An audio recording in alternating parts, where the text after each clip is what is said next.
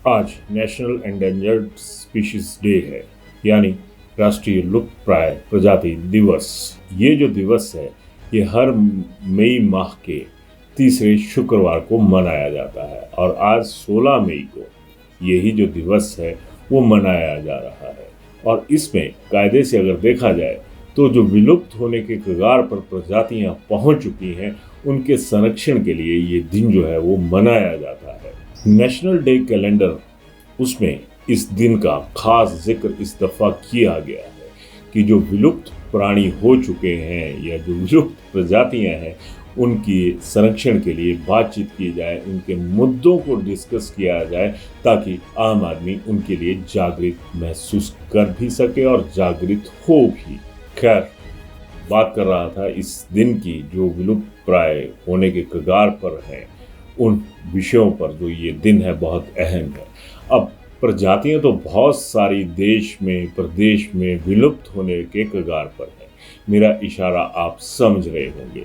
और वो जो प्रजातियां हैं वो कोई जानवरों से जुड़ी हुई नहीं है, वो हम इंसानों के साथ जुड़ी हुई हैं।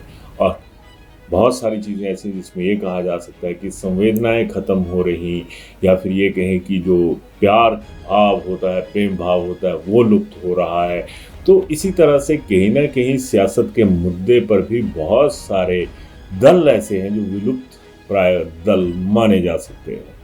अब आप ये सोचिएगा और उसके साथ ये भी सोचिएगा कि जो प्राणी विलुप्त होने के कगार पर पहुंच चुके हैं उन्हें कैसे महफूज रखा जाए। लेकिन ये भी तय है कि हम लोग जो संवेदनशील मुद्दे होते हैं उनके ऊपर संवेदनहीन होकर रह जाते हैं। तो आप ज़रूर बताइएगा कि कौन से ऐसे दल हैं जो विलुप्त प्राय होने के कगार पर पहुंच चुके हैं और उसकी वजह क्या है। अगर आप सियासत के लिहाज से ही एक कोई राय देना चाहें इन लोगों को जो विलुप्त होने के कगार पर हैं तो वो राय क्या होंगी, क्योंकि राजनीति है, हर जगह इसकी इंटरफेरेंस है, घुसपैठ है। और जब ऐसी चीज़ें होती हैं तो ये भी तय है कि उन्हें विलुप्त कर ही देना है या विलुप्त होने से बचाना है। तो बचाने के लिए क्या होना चाहिए और पूरी तरह से लुप्त प्राय कर देने में क्या होना चाहिए, ज़रूर बताइएगा। धन्यवाद।